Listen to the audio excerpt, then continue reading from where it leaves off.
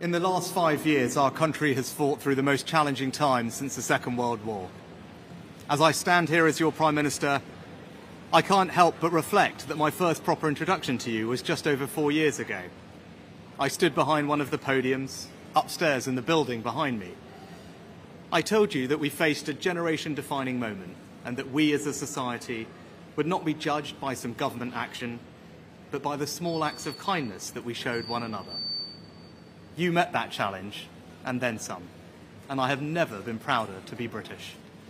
And when I introduced the furlough scheme, I did so not because I saw a country simply in need of desperate help, albeit we were, but because I saw a country whose future hung in the balance. I could be bold and trust in the tens of millions of you at home that you would rise to the moment, or I could accept the inevitable millions of job losses and pick up the pieces. In truth, it was no choice at all. I have never and will never leave the people of this country to face the darkest of days alone, and you know that because you've seen it. As I did then, I will forever do everything in my power to provide you with the strongest possible protection I can. That is my promise to you. Because for so many of us, it's easy to forget the scale of what we've been through. We were hit by a pandemic that upended normal life. Who would have thought that the government would ever tell us how many times a day we could leave our homes? Then, just as we were recovering from COVID, war returned to Europe, with Putin's invasion of Ukraine sending your energy bills spiralling. I came to office, above all, to restore economic stability. Economic stability is the bedrock of any future success, whether that is rising wages and good jobs, investment in our public services, or the defence of the country. And because of our collective sacrifice and your hard work, we have reached 2 major milestones in delivering that stability, showing that when we work together, anything is possible. Our economy is now growing faster than anyone predicted, outpacing Germany, France and the United States. And this morning it was confirmed that inflation is back to normal. This means that the pressure on prices will ease and mortgage rates will come down. This is proof that the plan and priorities I set out are working.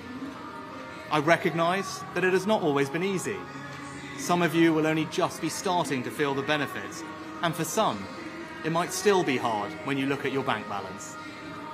But this hard-earned economic stability was only ever meant to be the beginning.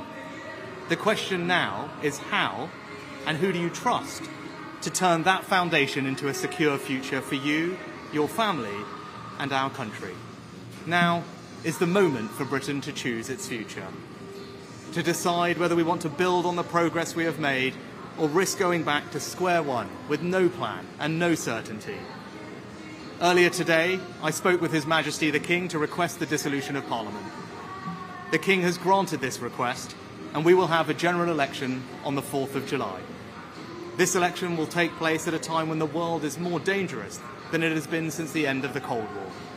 Putin's Russia is waging a brutal war in Ukraine and will not stop there if he succeeds. That war has also made it all too clear the risk to our energy security. In the Middle East, the forces of Islamist extremism threaten regional and ultimately global stability. These tensions are exploited by extremists who seek to undermine our values and divide our society here at home. China is looking to dominate the 21st century by stealing a lead in technology. And migration is being weaponized by hostile states to threaten the integrity of our borders. These uncertain times call for a clear plan and bold action to chart a course to a secure future. You must choose in this election who has that plan, who is prepared to take the bold action necessary to secure a better future for our country and our children. Now, I cannot and will not claim that we have got everything right. No government should. But I am proud of what we have achieved together, the bold actions we have taken, and I'm confident about what we can do in the future. We've tackled inflation, controlled debt, cut workers' taxes, and increased the state pension by £900. We've reduced taxes on investment and seized the opportunities of Brexit to make this the best country in the world to grow a business, put record amounts of funding into our NHS and ensured It is now training the doctors and nurses it needs in the decades to come. We've reformed education, and our children are now the best readers in the Western world. We prioritised energy security and your family finances over environmental dogma in our approach to net zero. We fully funded an increase in defence spending to 2.5% of GDP. We made a decision to invest more in local transport that you actually use, rather than endlessly plough more money into HS2. We set out a comprehensive plan to reform our welfare system, to make it fair for those who pay for it as well as those who need it. Immigration is finally coming down, and we are stopping the boats with our Rwanda partnership. And we will ensure that the next generation grows up smoke-free. I hope that my work since I became Prime Minister shows that we have a plan and are prepared to take bold action necessary for our country to flourish. Now, I've stuck with that plan and always been honest with you about what is needed, even when that's been difficult. Because I'm guided by doing what is right for our country, not what is easy. Now, I can't say the same thing for the Labour Party, because I don't know what they offer. And in truth, I don't think you know either. And that's because they have no plan. There is no bold action. And as a result, the future can only be uncertain with them. On the 5th of July, either Keir Starmer or I will be Prime Minister. He has shown time and time again that he will take the easy way out and do anything to get power.